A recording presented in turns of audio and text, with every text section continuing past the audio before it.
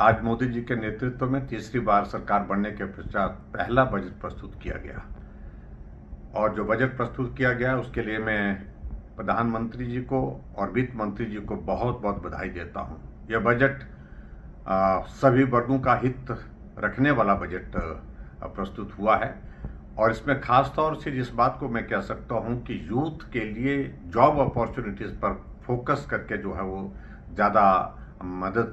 करने का रास्ता निकाला गया है। और जिस तरह से 500 कंपनीज में 1 करोड़ से भी ज़्यादा यूथ को इंटर्नशिप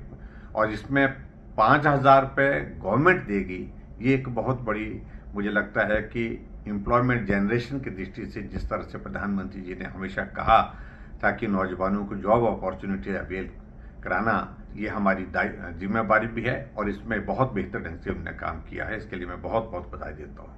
मुझे इस बात की भी प्रसन्नता है कि इस बार के इस बजट में एक और चीज़ जो कमिटमेंट प्रधानमंत्री जी ने की थी कि हम 3 करोड़ गरीब लोगों के लिए घर देंगे, वो भी एक शुरुआत इस बजट के माध्यम से हुई है। उसके लिए भी मैं प्रधानमंत्री जी को बहुत बहुत बधाई देता हूँ। और उसी तरह से आगे बढ़ कर के मैं एक चीज़ और ज़रूर मैं कहना चाहूँगा कि इस बजट में एक और विशेषता विशेष तौर से है जो गरीब कल्याण के लिए जो योजना चलाई गई थी, जो कोविड के दौर में चलाई गई थी,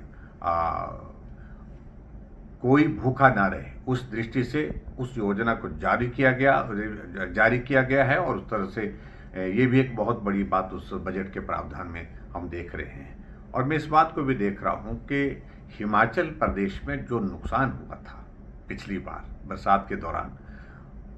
उसमें हमेशा कांग्रेस के लोग शोर डालते रहे कि हमें कुछ नहीं मिला, यही शोर डालते रहे। अब की बार विशेष तौर से इस बजट में जिक्र हुआ है कि हिमाचल प्रदेश में जो नुकसान हुआ है,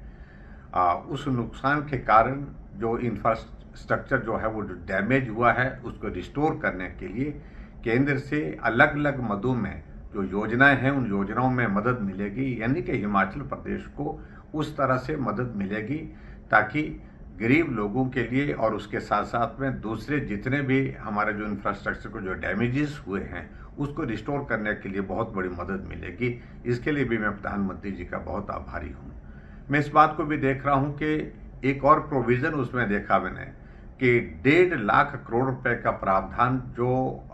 पर्टिकुलरली जो इंटरेस्ट फ्री लोन्स जो है वो जिसमें 50 साल तक वो लोन वापस करना पड़ता है और बिना इंटरेस्ट के करना पड़ता है, ये एक बहुत बड़ी राशि रखी गई है। इस राशि में से इसका आवंटन प्रदेशों को जब होता है तो स्वाभाविक रूप से हिमाचल प्रदेश के हिस्से में भी बहुत कुछ उसमें आएगा, ऐसा मुझे पूरा भरोसा है। रेलवे इंफ्रास्ट्रक्चर को स्ट्रेंथन करने के लिए बहुत बड़े बजट का प्रावधान किया गया है, लगभग 11 लाख करोड़ रुपए का। और इससे हमको उम्मीद लगती है कि हिमाचल जैसे छोटे से प्रदेश के लिए जहां रेल एक बहुत बड़ी अपॉर्चुनिटी होगी हम सब के लिए, रेल लाइनें भी आगे बढ़ेगी और रेल का इंफ्रास्ट्रक्चर भी मजबूत होगा पूरे देश भर में। ये भी एक बहुत बड़ी हमारे लिए एक बहुत बड़ी खुशी की बात है। मैं इसके अतिरिक्त और चीज़ देख रहा हूं कि प्रधानमंत्री ग्राम सड़क योजना को अब क्लोज करने की दिशा में चीज़ें आगे बढ़ रही थी, लेकिन अब प्रधानमंत्री ग्राम सड़क योजना को 4th फेज की भी उसकी भी जो पुनः जो है उसको शुरू करने के लिए फैसला लिया गया है। ये भी ग्रामीण क्षेत्र के लोगों के लिए सड़क की सुविधा इसके माध्यम से सुनिश्चित होगी। बहुत बड़ी एक अपॉर्चुनिटी, बहुत बड़ा एक अवसर हम सब लोगों को मिलेगा। एक और चीज़ जिसको लेकर के मुझे लगता है कि इस बजट में मध्यम वर्ग के लिए जो बहुत बड़ी मदद हुई है, वो मदद ये हुई है कि जो हमारा स्टैंडर्ड डिडक्शन था जो टैक्सेशन का, उसको 50,000 से 75,000 कर दी, यानी कि 25,000 ये 25,000 की जो है उसमें जो है वो एक्स्ट्रा जो डिडक्शन जो है वो उसमें लाभ मिला है। तो बहुत सारे हमारे जो मध्यम वर्ग के जो हमारे चाहे वो कर्मचारी है चाहे दूसरे हमारे साथी हैं, उनको भी उसमें बहुत बड़ा लाभ मिलेगा। कुल मिलाकर अगर मैं कहूँ, किसानों के लिए, बागवानों के लिए इस बजट में बहुत बड़ा फोकस दिया गया है और ये बजट सबके हित के लिए है